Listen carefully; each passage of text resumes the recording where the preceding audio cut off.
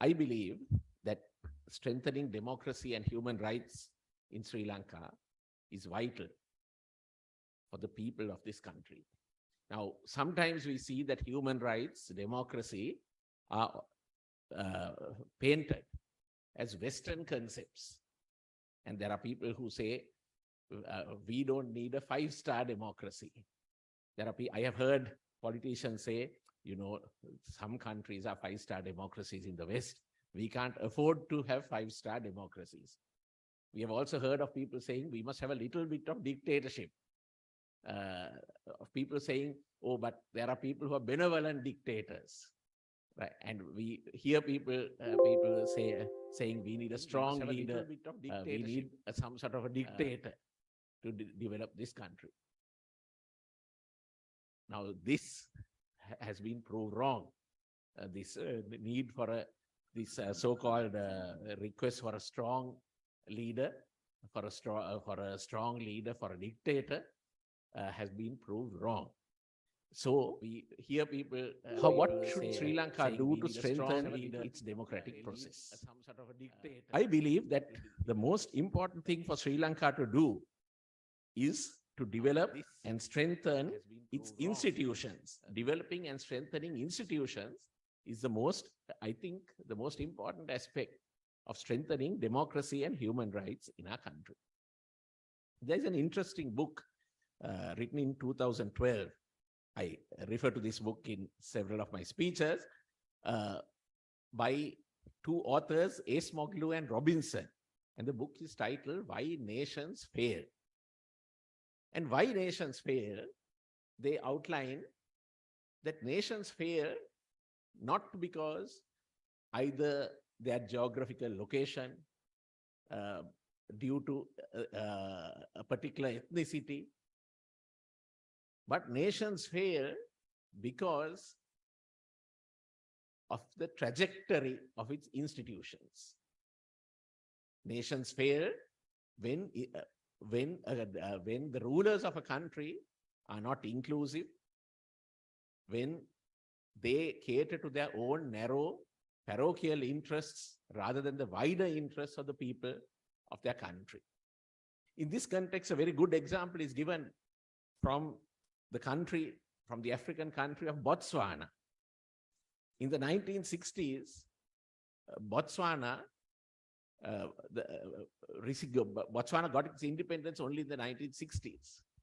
And its first prime minister was someone called Sir Seret Sekama. And it is said that during his rule of about 15 years, of how he ensured that the country became an inclusive country, of how he strengthened the institutions in that country, and how he ensured that the economic benefits from the resources of the land would be divided among the people of the country. And so, in a continent in which there was so much of turmoil, Botswana was a place where the economy grew and it had relative calm. So, what is wrong with Sri Lanka? We hear people saying that Sri Lanka has an economic crisis. And there are people who say, oh, when the IMF comes in, when we get the 2.7 billion or 2.9 billion from the IMF, everything will fall into place. My view is nothing will fall into place unless we strengthen the institutions in our country. And we realize that what we have is not a pure economic crisis, but a crisis of governance. So unless we realize that, and unless we seek real change in our institutions, even if we have the IMF coming in, if we get the money from the IMF, that is not going to set everything right. So our institutions have become weak due to politicization, due to their lack of independence, due to corruption and inefficiency. And these are institutions which belong to all organs of the state. All organs of the state have weakened over the last 4 to 5 decades. So we must ensure that institutions are strengthened. So the classic example of how strong institutions can withstand pressure is the American courts. We know that 3 of the 9 Supreme Court judges of America were appointed by President Trump. But when it came to Trump's challenging the election of President Joe Biden, the Supreme Court withstood. Even Trump's own appointees were able to withstand the pressures which he sought to bring. So, strengthening institutions are important. Of course, in order to strengthen institutions, you must select people on the basis of merit. You must appoint people who are strong, who are good, and who deserve their appointments. I say this because we are now, we have passed the 21st Amendment. We have a constitutional council. I have my own reservations about the constitutional council, but be that as it may, if now we are coming into within the next few weeks, the Constitutional Council will propose names to the President to appoint members to independent commissions. These would include the Public Service Commission, the Police Commission, the Elections Commission, and so many, several Human Rights Commission, and several other institutions. So we need to ensure that these appointments are not made not on the basis of cronyism, nepotism, of political loyalty, but they are based on merit. I think in Sri Lanka, we must push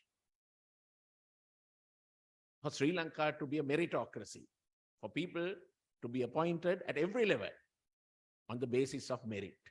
Very often we know that we have a culture where we think in order to get an appointment, to get a promotion, you need to speak to someone. And speaking to someone will just give you that little extra edge to get you through. I think we need to change that culture. In certain other countries, it has changed, and it is considered that lobbying or influencing might be actually considered a drawback to a person being appointed or promoted. So we must ensure that our institutions are independent and proper people are appointed to our institutions. Now, what are the institutions which are weak? So we have the public service, we have the police.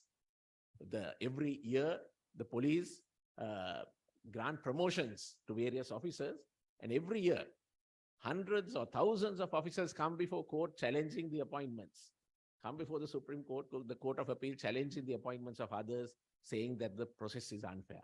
We know that after the 9th of May, the Inspector General of Police lamented that the vast majority of officers in charge of police stations had been appointed due to political loyalties. We know that sometimes prior to appointment of officers in charge, unofficially, the names are sent to local politicians for their approval. Now that system must stop. We must ensure that our police force and our public service are depoliticized, that they are granted their promotions on merit, and that there is always openness and transparency. Now, this is critical to maintaining democracy, because an important aspect of democracy is the rule of law. I also want to say that while we talk of institutions being independent, for example, we say the independence of the judiciary, the independence of public institutions, I also feel we must have a process of accountability of those independent institutions. Independence should not mean the freedom of the wild ass. That together with independence, together with great power, must also come responsibility and accountability. And we must see how we can include these processes of accountability. One of the greatest drawbacks in our 1978 Constitution was a strong executive president whose powers have gone largely unchecked. So you had the executive president who was technically accountable to Parliament, but in practice, Parliament had no way to ensure his accountability. You have a process of impeachment of the president, which is nearly next to impossible to do. It is such a cumbersome process that the president can stall the process of impeachment. So we need the 78 Constitution. The greatest drawback was that it had concentrated power on the executive president, on the executive, and there weren't adequate checks and balances.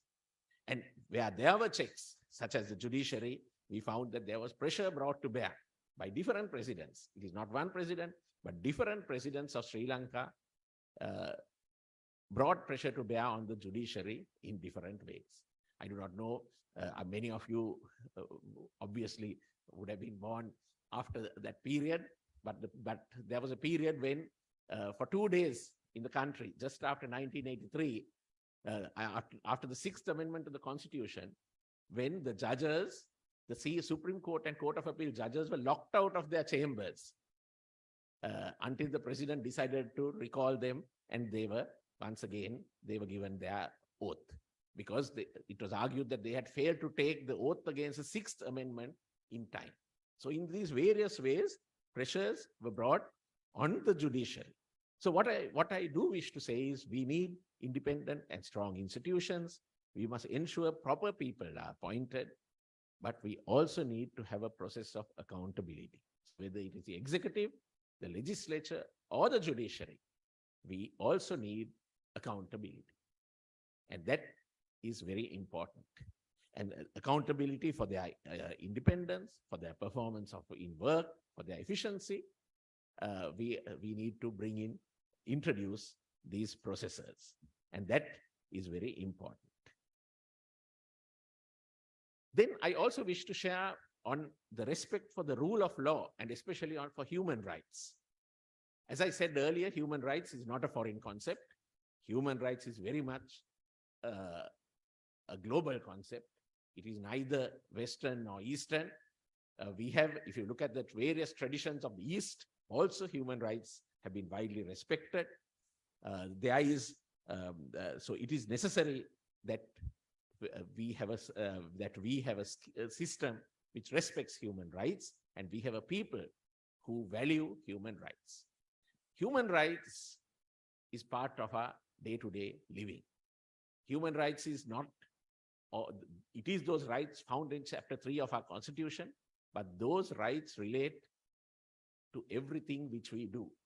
So whether it is the supply of our electricity, whether it is an equitable education, admitting our children to a school which has resources, ensuring that there is an equal distribution of resources, ensuring that we all are entitled to speak freely.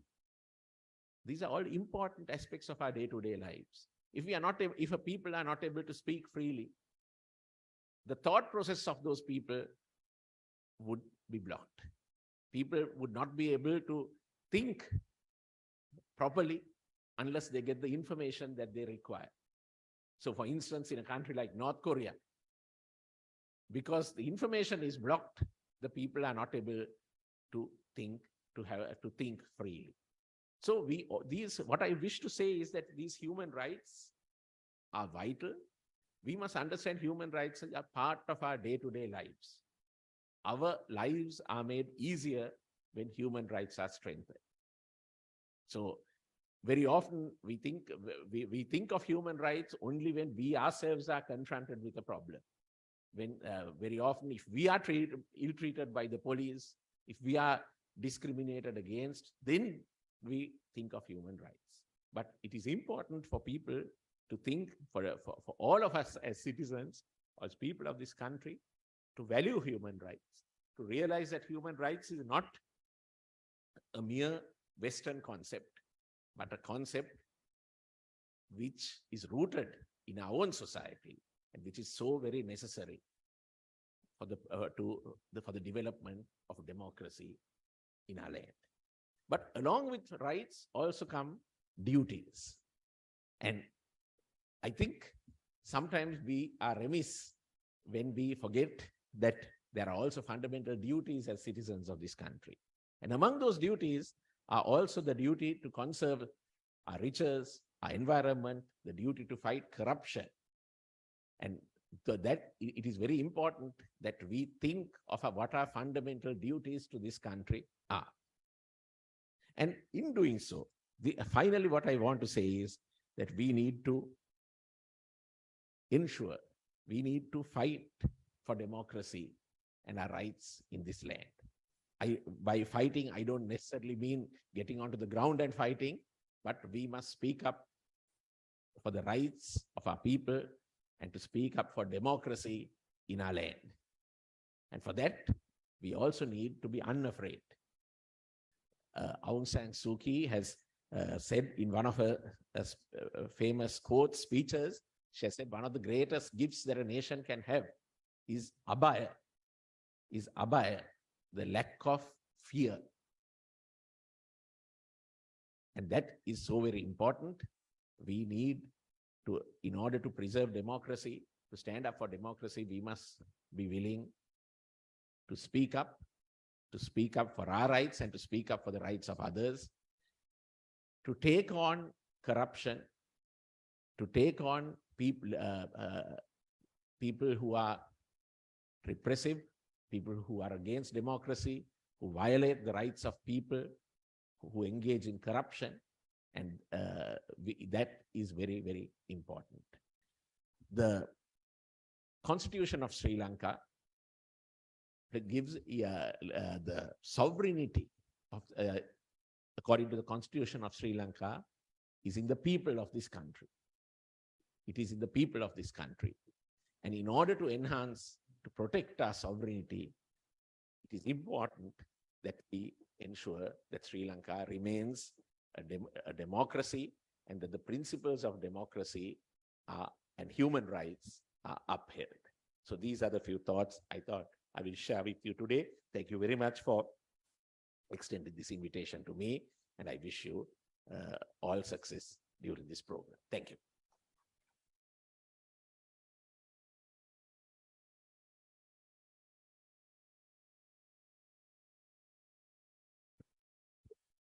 Thank you, sir.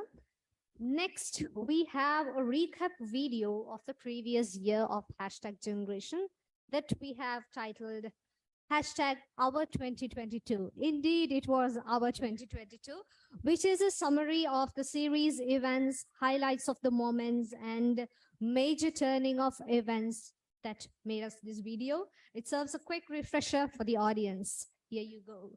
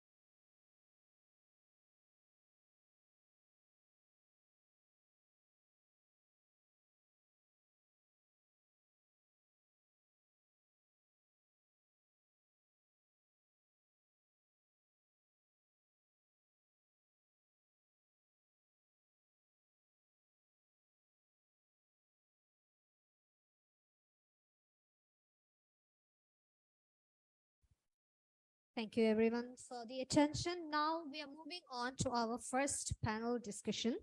Now, first panel of experts will be exploring the various ways in which citizens can participate in and shape the democratic process. They will be examining topics such as civic education, political engagement and advocacy, and will be sharing their experience and insight how citizens can make a difference. This is a unique opportunity to hear from some of the leading voices of democracy and the role of citizens. And I would like to hand it over to Sarita Irugal Bandara, moderator of this session. Thank you.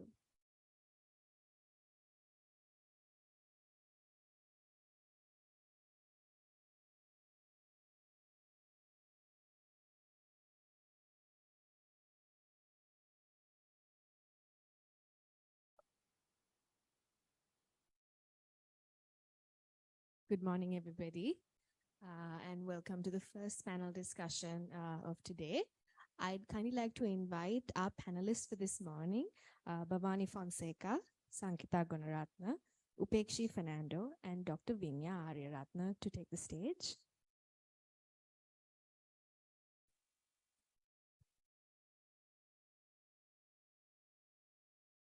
Some quick introductions on our panelists.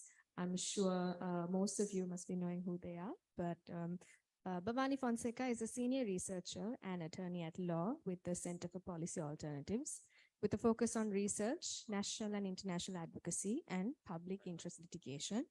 Her work has revolved around assisting victims and affected populations across Sri Lanka, legal and policy reforms, and public interest litigation. She is presently on the editorial board of the International Journal on Transitional Justice and a visiting lecturer at the University of Colombo.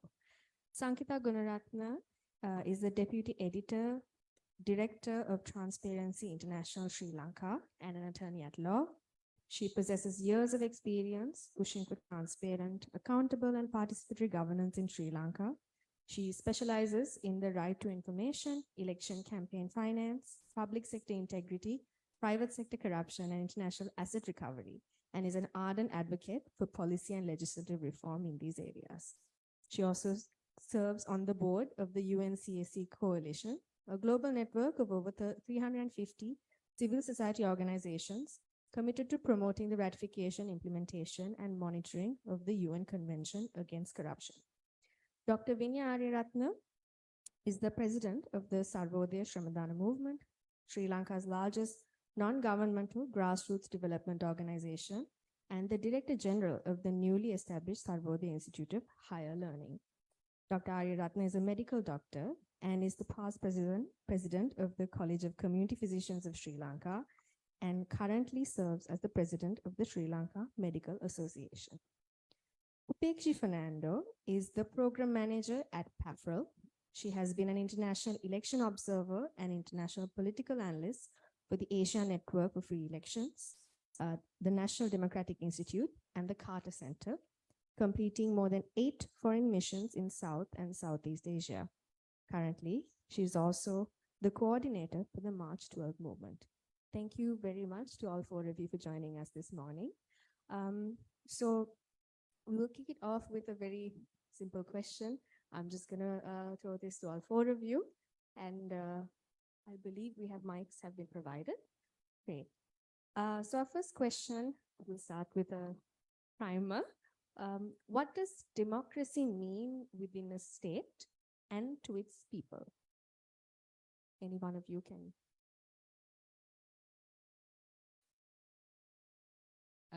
Good morning, and first of all, thank you to #Generation for organizing this very timely discussion, considering that in a few days' time, Sri Lanka marks 75 years of independence. Of course, there are lots of debates around this as well, but also because at a time where we have an unprecedented crisis, economic, political governance, as well as having an election that's coming up in a few weeks' time. So when one talks about democracy, I think this is just kind of pulls together a lot of strands, I think, which we need to look at. But and following from Salia's initial opening remarks, democracy means so many things at this moment. And looking at the room, I mean, there are different individuals in this room, and I think couple of fundamental points that we need to keep in mind when we have this conversation.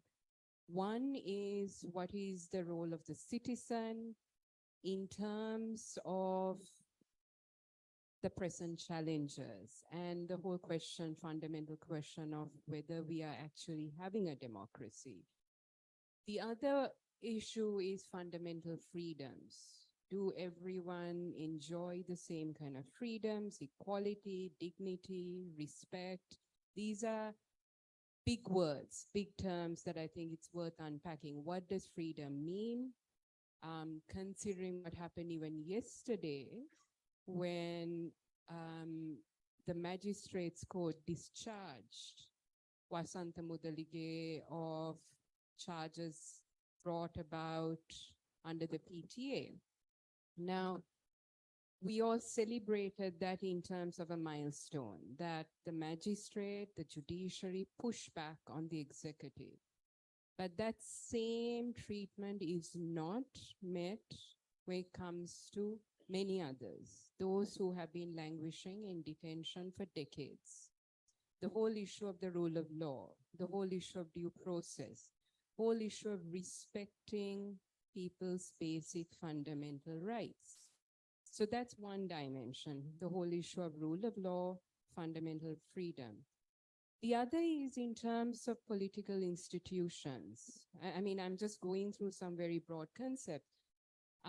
You know, when we look at what happened last year in terms of this whole reawakening of the citizen and question why citizens came in that scale onto the streets, was asking for, demanding for change and demanding for political accountability. Now, why do we have that demand? Because we have this structure of the state in terms of a very powerful executive president, and we can go into some of these things in the conversation, but the whole issue of the power centers in one arm of government, which is the executive presidency, and that raises the question whether there is real democracy when so much power lies with one individual. So the whole issue of, is there sufficient checks, sufficient power sharing within the different arms of government? That's another dimension. And the fourth, I would say, is the whole issue of citizens being able to choose their elected representative in terms of free and fair elections, franchise, all of that. So different concepts that I think are very important at this moment to look into. What does it all mean? Do we really have democracy in Sri Lanka? Or is it a fragile democracy? And I would say that's where we are now. But the positive dimension is the role of the citizen has been proven to be extremely important in protecting this fragile democracy. So I'll leave it at that for the time being, but it's something we need to not take for granted in terms of the many things we have at the moment, but also the potential in terms of respecting our democracy. Thank you, Bhavani. Would any of our other speakers? Yes, Dr. Arirathan. Thank you. Good morning. And also let me join Bhavani thanking all of you, #Generation, for inviting us to this panel. I come from a different background, but I'm a firm believer of democracy and also citizenship, citizenry. And for me, I think given the current situation that we face in the country, the enormous challenges, social, economic, political, I think democracy is so vital, because I think there has been the erosion of democratic values in our society. to the point that the citizens themselves don't feel that, democracy is relevant to them. So I think the starting point is that we need to uh, try to relate ourselves, every aspect of our lives, to democracy. So when you define democracy, it's about power, it's about people's power. Um, Demos, people, Prasi is power, right? Kratos, right? So Krakos, yeah. So I think we need to really understand the basic concepts of democracy as citizens. And citizenship itself is under threat now. I think it's not just a legal concept of we being citizens of a country, having certain entitlements, certain obligations as well, as citizens of a particular country.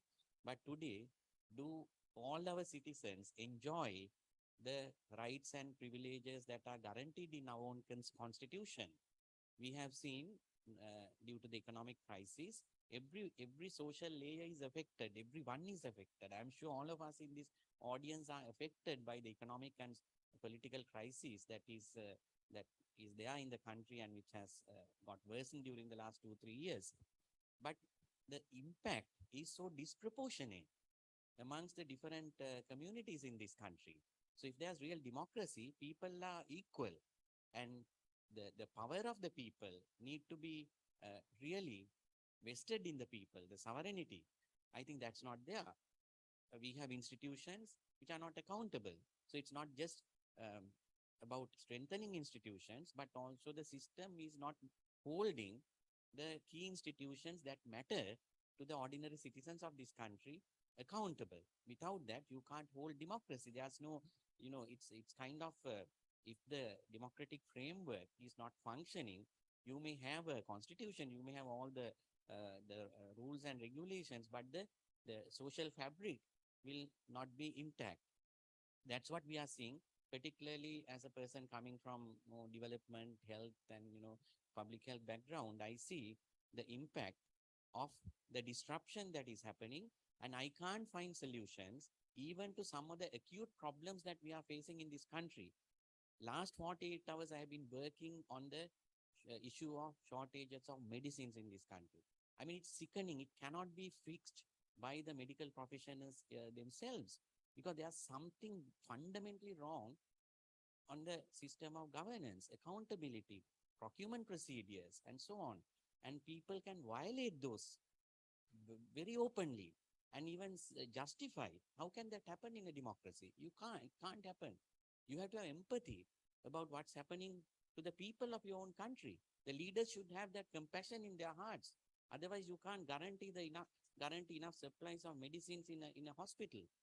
And it's not about arithmetics or prices of drugs or things like that. It's about fundamental rights of people, of equality, equity, all those things. So I think we have to, as citizens, graduate to a level where we become active citizens, not just passive citizens. We have seen that we have surrendered ourselves to become just voters at elections. So democracy is something much beyond that, and we really need to make 2023 an year of reminding ourselves of democracy, and also the democratic values need to be practiced by each and every citizen of this country. It has to be part of our lifestyle.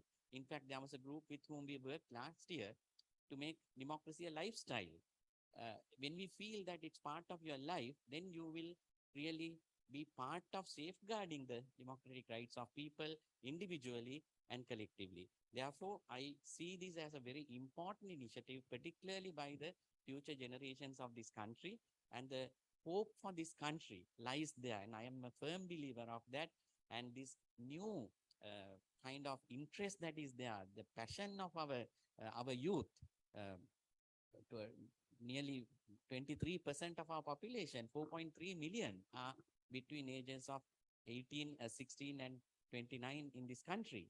So I think if we can really make democracy very attractive and very relevant to the youth of this country, who are also very much using social media, and social media and democracy are very closely interrelated. We can use social media to both preserve and nourish democracy, as well as destroy democracy. It's a tool.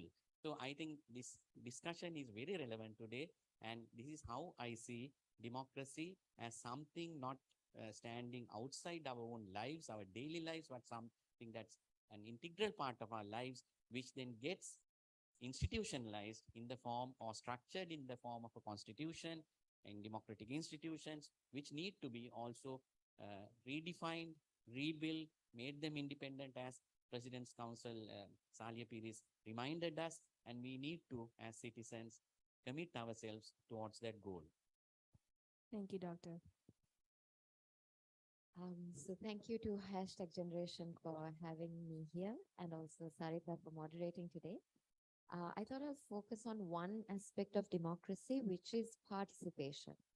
Now, in Sri Lanka, often the basic understanding of a democracy is that we vote, and then we sit back and wait for our governments to disappoint us. That's often what happens. But I think what we're seeing is a democratic reawakening, which is quite a sight to see and quite an experience to be part of. And I think we all feel that.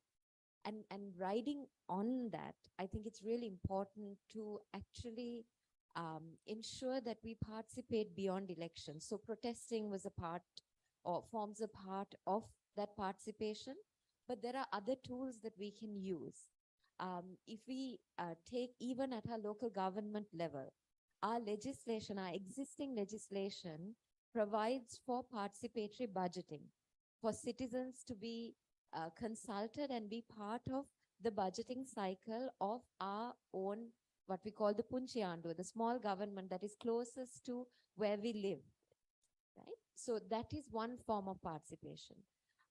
Asking for information about issues that are pertinent to you personally, but also asking for information and demanding accountability around things that are of a public interest is another form of participation that I think we should not forget.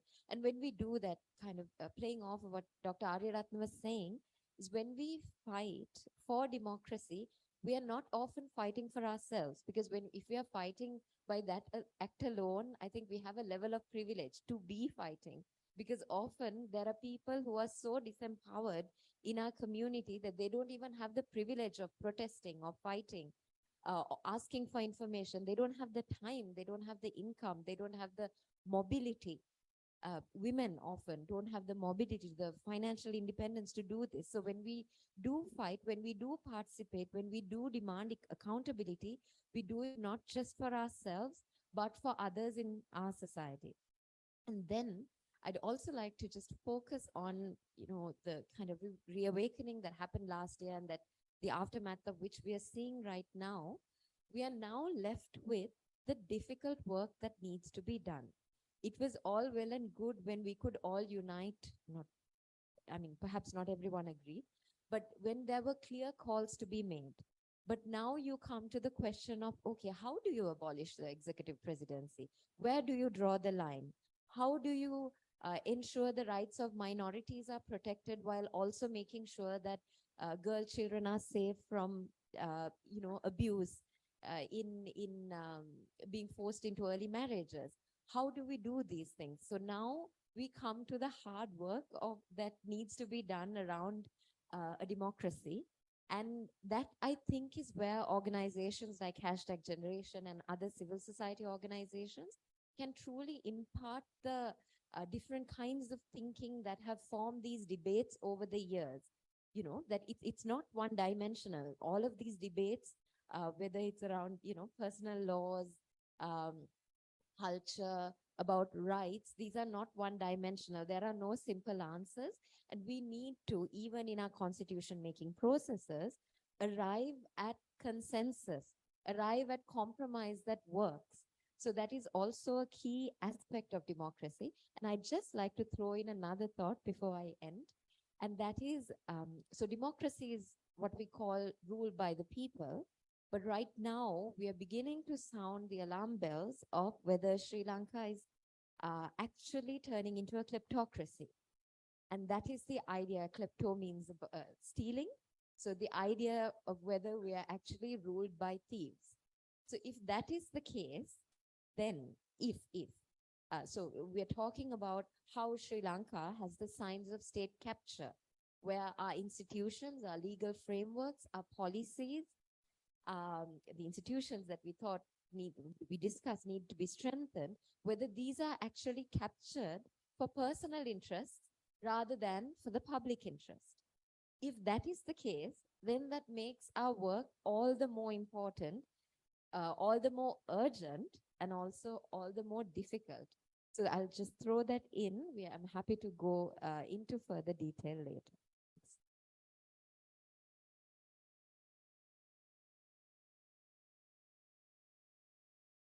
So it's a bit difficult because all my points have been already taken. But anyway, thank you for inviting me. So taking on from Sankita, who owns our democracy? Since we are a representative democracy, and we have been practicing, we are experts in having elections, isn't it? We have so many elections, and the elections are, Bhavani used free and fair, the term free and fair. And when you take on the election day, it is very peaceful, right? All the procedures are being followed to the letter, and no violence, not like we used to have. But there's a huge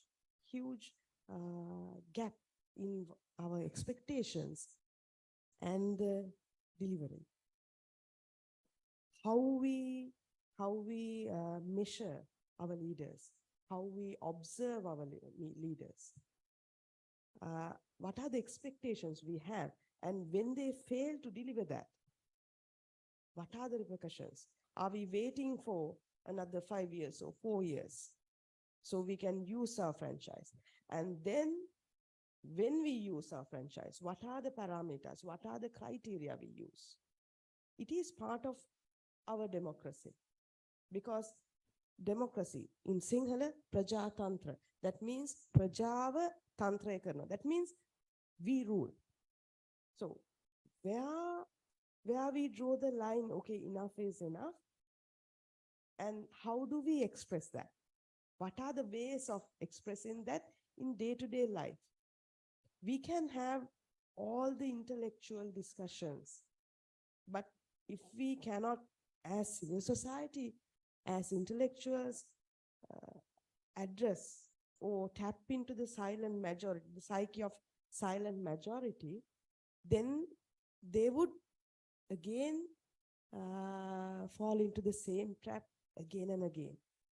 And since the campaign has been started, there's a popular slogan, Apita Dila Balan, right? That is the question. That is where we have the question. We are waiting, Dila Balano. We are the silent, passive observers of our democracy. Our silent majority is not active, and we as civil society have failed to talk to them, speak their language, and convince that we have to do more than go and vote. We have to do more than expecting. We have to do more than electing good leaders as well, because they have a huge potential of being corrupted and worse than the previous government. And since we do not have enough structural and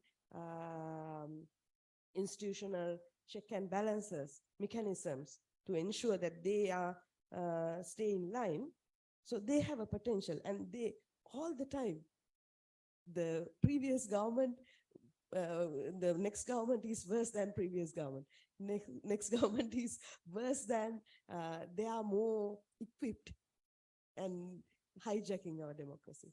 So let us go into that point more in the next round. So my final thing is, since we are in a participatory democracy, we have been for the last 70 years, uh, we have the responsibility of having the silent majority, having the rural population back into the system.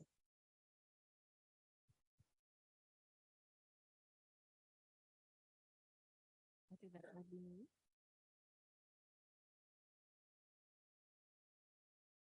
Sorry about that, ladies and gentlemen. Thank you so much, Upekshi. I think there's a lot that was said, so I'm going to try and compartmentalize a little bit. I think the three key things I picked up on from all of you was the question of civic responsibility, and then also how it ties into 2022, what we saw with the protests and the ousting of a sitting president, which is unheard of in Sri Lankan history. And then also the question of, I think Dr. Vinya brought up social media. And with this election cycle, a mere month and some away, then how does that connect into, this question of civic responsibility? So I'd like to just start there. I think a lot was said, especially about that it's not just about strengthening our institutions, but also holding them accountable, and also about having empathy for each other and how that's a part of our civic responsibility.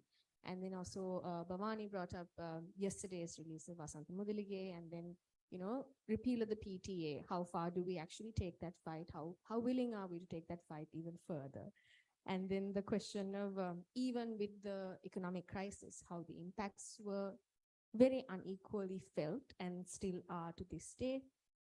And then within all of that, how does, this question of civic responsibility, what does that currently look like in Sri Lanka? And then given the current political climate and the year that we've had in 2022, do you have any insights on what civic responsibility, has it shifted, do you think? Has it remained the same?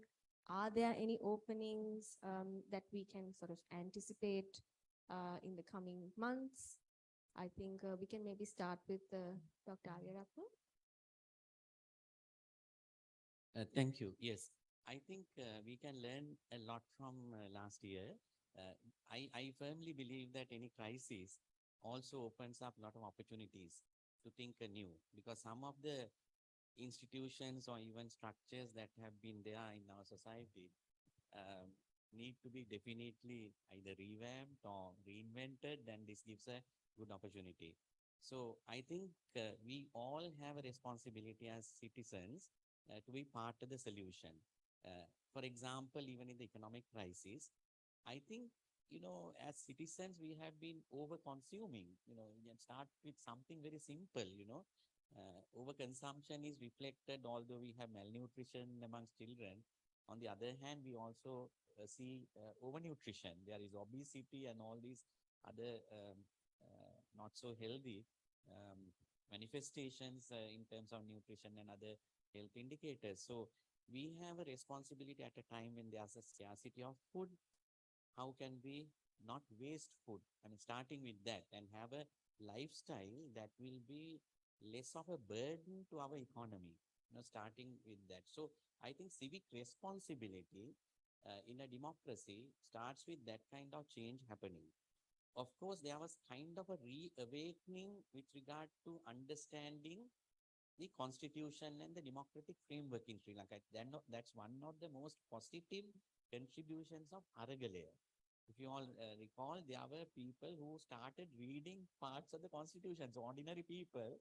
So it went beyond lawyers. Everyone was debating. I mean, that was a very, isn't it? I mean, it's a very lively, such a exciting development. So how can we make it like, can everyone refer to the constitution and say, even Vasantha Mudalige's, issue yesterday, I mean, and if you I read the judgment last, I mean, you get inspired by, at least we can have faith in our institutions to some extent, So I think literacy on democracy, constitutional literacy, such concepts are very important. So one, I think through social media and through the groups that we associate with, reminding ourselves that democracy is an integral part of our lives, that it's so vital, that it's not something alien, not something Western, but it's so vital for our own survival. And then also really have organized action. We have seen new groups being formed. Some of them don't want to enter into any sort of electoral or political process, completely remaining in the civil society space. But we have to do things very differently, because we have, as a civil society leader, I have also participated in so much action to preserve democracy, and we have participated in election monitoring and all that. But I think now we need to go beyond that, do some things which are out of the box, because even with all that, we don't see a vibrant democracy in our country. So are we going to maintain the status quo and do the same things that we have been doing? No. I think there's new energy that came from the youth, and a lot of social innovations have happened. So many experiments are being happening now in every sector. Now I refer to the shortages of medicines and devices and reagents in the government hospitals now. And that some of these young doctors have come up with amazing solutions, how to do those procedures in a safe way, to the highest standard, using less resources in a resource constrained environment. But that should not be the case forever. But at least in the crisis period, these are real new innovations. So in democracy also, there can be innovations to hold people accountable. Now there is a local government election happening. So can we use that as an opportunity to screen the candidates? Now March 12th movement, led by PAFTREL, has certain criteria. All of us should now, even I can't remember those criteria now. So I think we need to remind ourselves and then have these scorecards again, and really exploit every opportunity that we have to enhance democracy. And I think that way we can really contribute to strengthening democracy in the country. Thank you, Dr. Vinya. And I think a very important point about that people grew a lot of democratic literacy in the last year. Especially, I think we saw this on social media also. Would any of our other speakers like to add anything? I think would love to hear from maybe Sankita, Bhavani, Pekshi. That in that order. Okay. In terms of opportunities, I think I am finding inspiration from the energy that we can sense wherever we go. You know, this kind of space had got a little jaded, a little, overdone at a certain point, but that's not what you're sensing now. Now you're sensing there is a sense of urgency. There's a sense of belonging, of a collective, that you're not alone. So that really means something, because pre-Aragalaya, if I can call it that, we seem to have given up, right? Everyone had strapped in for the long haul. The number of memes you saw about corruption, that was not impactful. That was where we were seeking resort in humor, because we had nothing we could do. Now that energy has changed completely to one of activism, of possibility. I think that is huge. That's what I mean when I say a reawakening. So we need to marshal that energy. And in doing so, I think there are a few further opportunities. But one is the sense that you're not alone. And we're talking about a context of systemic corruption, widespread corruption that you can't seem to get away from, right? Speaking from, my angle. So there, even when you speak about it theoretically, there's very little change one person can do. You need collective action. You need to work together to be able to break down even these kleptocratic networks. And when there's widespread grand scale corruption, you need to work together. So now you have that constituent part, you have that essential component to be able to do that. So that is a huge opportunity. And second is in this context, we are seeing government that doesn't have the kind of entrenched power that it did before. Right? There was centralized power, a sure two-thirds majority, a sense of impunity. You don't have that now. Now, government, the state is on the back foot. Even public officials, even the private sector, all these parts of the sectors that make up our democracy, our polity, are now on the back foot. They feel like they might be held accountable. And that's a good thing for those who want to hold them accountable. I'll give you an example. Now, for a few years, there's been a conversation around a new anti-corruption bill. Since late 2019, I myself have been trying to get my hands on this draft. But in the context of the protests happening, we saw that this, and of course with the IMF in the room, being the big player in the room, and having the IMF having said that anti-corruption needs to be prioritized, legislation needs to be improved, we saw that this was getting rushed ahead. Now we know how lawmaking works in Sri Lanka.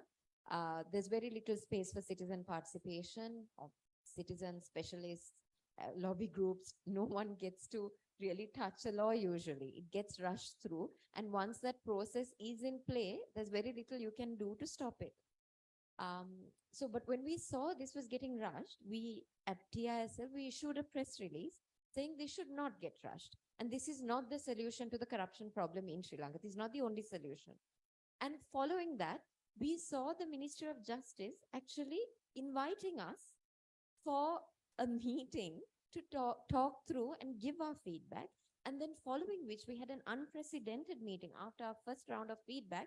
We had an unprecedented meeting where the minister and the head of the drafting committee sat and talked us through how they had incorporated some of our changes and how they hadn't done some of that. Now, that for me is remarkable. In Sri Lanka, that is remarkable. That is not normal. So that kind of space now exists. And a third thing I would talk about is the judiciary, recourse to the judiciary. So that seems to be an opportunity that more of us need to be using. Now, I understand that not everyone has the resources to do this, but a lot of us in this room also do, right? We have to acknowledge that a lot of us in this room do have that option, access to lawyers, access to that understanding, the ability to be able to work fast in a situation. Because if you look at just the recent spate of, decisions that we've seen even from the Supreme Court with the campaign finance bill, when it was challenged, the way its constitutionality was challenged and it was improved as a result. The big bribery case involving President Maithripala Sirisena's chief of staff, the Easter attack judgment, now the Vasantha Mudilage, the dismissal of the case, the economic crisis case that TISL was part of, where leave to proceed was granted in the case where we asked for accountability for the economic crisis from those responsible. So there is an interplay between how awake and energetic citizens are and how activist court can also be, in a sense, and how they can also draw courage from that, because you have to have each other's back in a sense. So there is an opportunity there as well. And in the short term, I think resorting to the judiciary and taking legal action is a very good solution. Of course, it can go either way, but it's what we can do. Thank you, Sankita. Upekshi, anything to add? And then we will follow with Bhavani. Taking up from Dr. Vinya, I will just explain how we use the Marshall criteria and the scorecard, because AFREL has been monitoring elections for more than 3 decades. But as I explained before, monitoring elections per se did not guarantee that we have a thriving democracy, or we are contributing as PAFREL as what we could do. So these criteria or the scorecard was meant to be a uh, political literacy tool where mass majority will be educated, so they will be active citizens when they go to vote, more than uh, more than the traditional voters we have. Mind you, we have more than we have very good voting rates in the elections, but it is a question what we use as our criteria to gauge our candidates. So that simple tool, very simple tool, was introduced uh, to uh, to voters to think, how are you going to select your candidate, or how are you going to select your political party? Is it based on your family background? Is it based on your caste? Or is it based on the benefits you get or your family get? Or is it based on the democratic and humane values that we all say that these are the values that we as human beings uphold? Is the candidate uncorrupt? Is the candidate a basic good human being who does not abuse power? Those sort of question. Those criteria was meant to be a tool so the political parties as well as the voters will think before they vote. So that is, again, for this election, we try to reinvent that scorecard in a social media platforms as well as in a paper-based news. So, but though that is one tool. Sankita mentioned about the campaign finance limitation bill. That is passed and it is inactive in this election. It has many loopholes. It has been rushed, but still it is a base where people can actually monitor their candidate expenses. Where there are so many loopholes, where there are so many things that has to be amended, if the public is being educated to use that tool, as well as right to education, right to information. So we can do more than what we are doing now. That is before elections and the election period. And then come the after election part, what we can do in 2023. How after the elections, after these people are being selected, what are the structures, how they rise up to their responsibilities, and how as citizens, how we are going to monitor them? That is a question that we should be asking and answering in very layman terms. Savani? Yeah, you had some words. Just to one issue that she mentioned earlier, this election is very unique. Now you have to evaluate how many candidates? 80,000. 80,000. Huh? No. Number of candidates. No.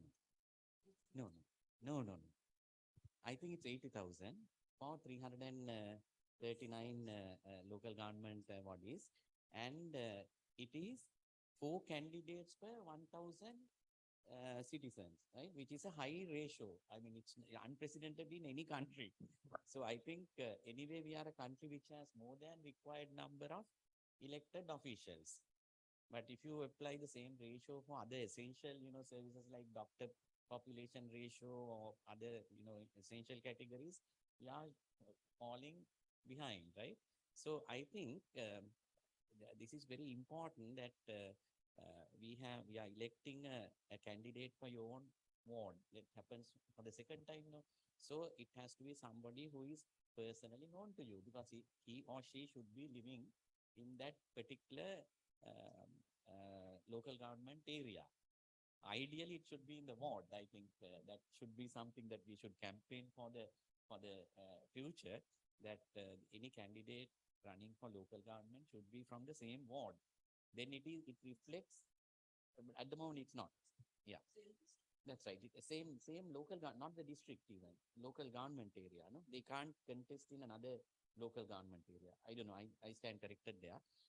That's one. Then the second thing is, I think party politics should not be there for local government. I mean, I really stand by that. And because if it's not, if there's no party representation or contesting as parties, then you will get better representative who are really reflecting the sometimes the plurality and also the real aspirations of the people. So I think we should use the local government election this time to revive democracy and relate to as citizens that and because it's an electoral process and there are violations happening, we need to educate the public on monitoring violations of the election law, financing, all that. There's a great opportunity. So we have an opportunity to be active citizens. Of course, it should not be during an election and or before an election and during the election, but it should be a daily thing that's happening. But this is a great opportunity. Thank you, Doctor. I do have a follow-up question for Upekshi, but before that, Bhavani, do you have any thoughts on the previous question? Yes, and also, I mean, the last year we had, particularly relating to also social media and how that was instrumental, I suppose, in people exercising not just their right to dissent, but also improving their civic literacy. So much has been said, but maybe I'll use one example in terms of how much we have progressed in terms of at least awareness and responsibilities in just last year. The conversation about repeal PTA has just expanded, which I would say for those who've been working on it for several decades, was quite amazing to watch, because many saw PTA as an issue that didn't affect them, that they saw as something that affected only the troublemakers or the minorities. So for a long time, for decades, and PTA has been in existence for too long, way too long, the conversation was limited to particular segments of society and particular circles. Unfortunately, with what happened and transpired last year in terms of the repression, and not just with the 3 who were arrested under the PTA in August, but the general repression, there was this greater awareness that the state held so much power, and that power, if unchecked, could be used to target individuals for holding a very basic right of possibly a different perspective, a different opinion. Now, those who were in the opposition, in the media, the critics, minorities have faced the brunt of PTA as well as emergency laws and others for so many decades that it was kind of the norm. What happened last year was that there was 3 states of emergency declared that affected people. And people started questioning, why is the emergency being declared just willy-nilly by an executive? On what basis? Then the arrests under the PTA happened. Then the introduction of a rehabilitation bill. Then the imposing or of this executive saying there is going to be a high security zone in Colombo. Now, just to pause here, these are not new conversations in Sri Lanka. High security zones, legally or otherwise, have been in existence for decades in Sri Lanka. Rehabilitation, or what has been termed that, has been used to target individuals. PTA has been used for decades. What happened last year was people were directly affected. people saw how these powers could be used and abused, and people stood up. So that civic awareness, the responsibility, the activism, the agency really saw new levels last year. And that's because of the crisis. Now, even the conversation of abolishing the executive presidency has been there for decades. Last year, because of the economic crisis, suddenly people were like, oh my God, one individual had so much power and that impacted our economy, so we need to do something. So a survey we did last year, the support in abolishing the executive presidency was the highest. 76% of Sri Lankans said there has to be an abolition of the executive presidency. So one is this greater awareness because of the crisis, because repression suddenly hit people directly. They saw it directly. Whereas for decades, there were community segments of society who were experiencing, but there was silence. So one of the things, in a way, the social media has done also is put these issues to the forefront. We are confronted by these issues. So there are positives in social media, but I also want to say there are also dangers in also some ways of information getting out. We are also seeing, and it's not just in Sri Lanka, but across the globe, there is now greater populism and polarization because of these tools. So how one uses social media is also important, responsible use. And what hashtag generation does is so critical in terms of addressing misconceptions, taking incitement, demonstrating that incitement can be dangerous. So we all have a responsibility here.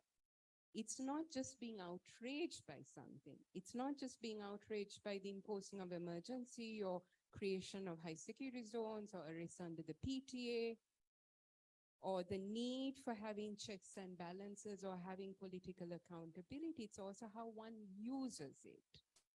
And that gets to the point that all of us have been talking about. There are tools. There is the right to information. There is protest. There are vigils. There are campaigns. The citizen mobilization in that sense has been there very much in the forefront in 2022. But this year, I would say, 2023 is going to be a bigger challenge. Because the economic crisis and what we and many of us have been saying for, we're going to be confronted with it much more. The inequalities, the social, economic injustices. What is it that we're going to be doing is going to be a key question this year. But also in terms of asset degradation, corruption issues, political reforms. Asking the question, is the president genuine in terms of a political solution for the minorities? These are things we as citizens need to ask, but hold our elected representatives also responsible and go a step further. Public officials, the military, let's be very, very upfront here. The military, the defense budget is the highest in this country. Ask the question, in a times of an economic crisis, in a time of a pandemic, why is the defense budget so high as opposed to health and education? So we have to ask these tough questions. We have to use the tools that are available. But we also need to realize these are not going to go away anytime soon. So also sustaining these campaigns. It's not something, it shouldn't be the flavor of the month. How do you sustain these campaigns, but also having that energy? So hopefully addressing some of the questions. Thank you so much. Upekshi, I think this next question, I mean, anyone is welcome to answer, but I'd like to start with Upekshi. Because elections came up a lot in our discussion and it's sort of up in the air, it's the question on everyone's mind, what's going to happen. And I think a lot was said about elections. I think Dr. Vinya perfectly said that we as Sri Lankans have just become voters. And this question of who owns our democracy often boils down to the ballot box. And then there are also people don't seem to take responsibility for for who they vote for, and then we are sort of passive bystanders oftentimes, and then complain about when the government does not treat us well. So with these upcoming elections, especially given the backdrop against which it is happening after 2022, and in a very polarized sort of political climate, what do you foresee, especially with regards to social media, and how elections themselves tend to manifest on social media, electoral campaigns?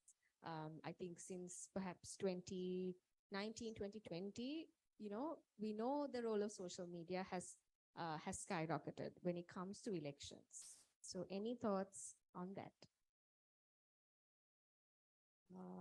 Like 2020, I think the social media will play a very vital role, because as Dr. Vinya said, we have a 23% youth who are equipped with social media devices, and they are expressing themselves. But the vital point is this generation educating the rest of the family? Are the youth in a family, they are very equipped and they are educated and they think critically? Is it going to their parents? Is it going to their neighbors? That is a vital question. So in that case, since we are very emotionally driven society, we turned the elections with Kalaniya Naga. We have turned the elections with a whim of someone who is generated those news. So we have to be careful when we should use social media as a voter education tool. It is very vital. But how we are using it is just as important. Are we fact driven? Or are we tapping into that emotional driven tendency in our society? And I'm repeating myself though, are we speaking in their language, or are we posting so much information and so much intellectual dialogue that the normal people cannot grasp what they are saying? Are we saying, for example, the defense budget? Are we projecting it? Is that worthy? Is it equal to this one? Is it equal to our? There was a huge hahoo of election budget, right? But when we taken it to account, that election budget is a minuscule amount of our defense budget. So again, then the question rises, are we strong enough to question that in a very intellectual and a very sound way, that the normal people, normal adolescents who will be voting for the first time, would they understand that? Or would they, before 2 weeks of elections, would there be another hahoo about civil unrest, or are we threatened again as a nation? So there has to be a defense mechanism inside the social media campaigns that we are running, that we would be running. So to your question, it is vital, but we have to, as Dr. Vinya said, we have to think out of the box, and we have to think out of our generation also to precipitate this message. Thank you, Pekshan. Sorry about that. Interestingly, for a panel on democracy, given Sri Lanka's current context, this was very hopeful. I'm sure the audience feels the same way. And I think it speaks to this opening, this sort of environment that we fostered, especially after last year. On that note, I would just like to wrap up this session with my last question for all four of you. I think there was also a lot of discussion about civil society's role in reaching out to the masses. How do we communicate to them this need to be committed to civic responsibility, to improving civic literacy? And we have seen some success, pretty much boilerplate like success in the last year. Any insights on things that we can do better in actually reaching out to people, to keep people engaged beyond just what we saw last year, to keep them engaged and to make